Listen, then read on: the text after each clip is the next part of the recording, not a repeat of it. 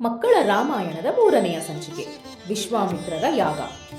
ದಶರಥನ ಆಶೀರ್ವಾದದೊಡನೆ ವಿಶ್ವಾಮಿತ್ರರು ರಾಮ ಲಕ್ಷ್ಮಣರ ಸಮೇತರಾಗಿ ಕಾಡಿಗೆ ಹೊರಟರು. ಅತಿ ದೂರ ನಡೆದು ಭಯಂಕರವಾದ ಅಡವಿಯನ್ನು ಹೊಕ್ಕರು.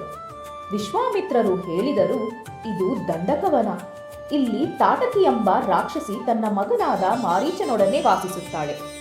ಅವಳಿಗೆ 1000 ಆನೆಗಳಷ್ಟು ಬಲವುಂಟು. ಅವಳಿಗೆ ಮಾಯಾಜಾಲ ವಿದ್ಯೆಯೂ ಗೊತ್ತು.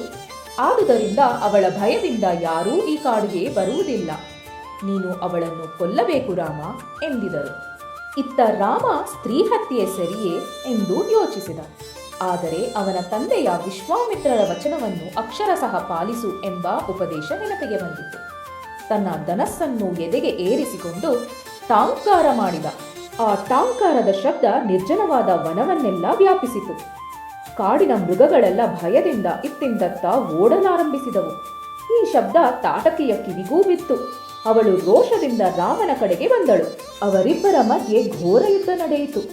ಅವಳು ಕಲ್ಲುಗಳನ್ನು ಬಂಡೆಗಳನ್ನು ಅವನ ಮೇಲೆ ಎಸೆಯಲು ಶುರು ಮಾಡಿದಳು. ಆದರೆ ರಾಮ ಸ್ವಲ್ಪವೂ ಭಯಪಡಲಿಲ್ಲ. ಶ್ರೀರಾಮನ ತೀಕ್ಷ್ಣ ಬಾಣ ತಾಟಕಿಯ ಎದೆಗೆ ಸೇರಿತು. ಬಾಣ ದಾಟಿದೊಡನೆ ತಾಟಕಿ ಕೆಳಗುರುಳಿ ಪ್ರಾಣ ಬಿಟ್ಟಳು. ವಿಶ್ವಾಮಿತ್ರರು ರಾಮನ ಸಾಹಸವನ್ನು ನೋಡಿ ಅತೀವ ಸಂತೋಷರಾಗಿ ಅವನನ್ನು ಆನಂದಿಸಿದರು. ರಾಮನ ಪರಾಕ್ರಮಕ್ಕೆ ಮೆಚ್ಚಿದ ವಿಶ್ವಾಮಿತ್ರರು ತಮಗೆ ತಿಳಿದಿದ್ದ ಸಮಸ್ತ ಅಸ್ತ್ರಗಳನ್ನು ರಾಮನಿಗೆ ಕೊಟ್ಟರು. ಹಲವಾರು ಮಂತ್ರಗಳನ್ನು ಕಲಿಸಿದರು.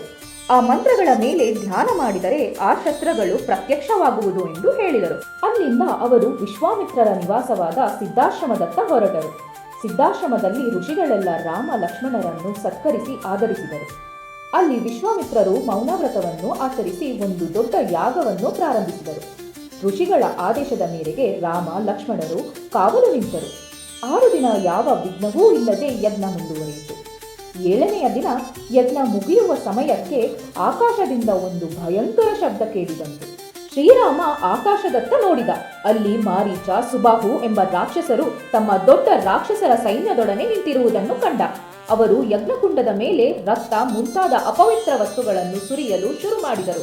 ತಕ್ಷಣವೇ ದೇವತೆಗಳನ್ನು ಪ್ರಾರ್ಥಿಸಿ ಹೊಸದಾಗಿ ಪಡೆದಿದ್ದ ಮಾನವಾಸ್ತ್ರವನ್ನು ಅವರ ಮೇಲೆ ರಾಮನು ಪ್ರಯೋಗಿಸಿದ.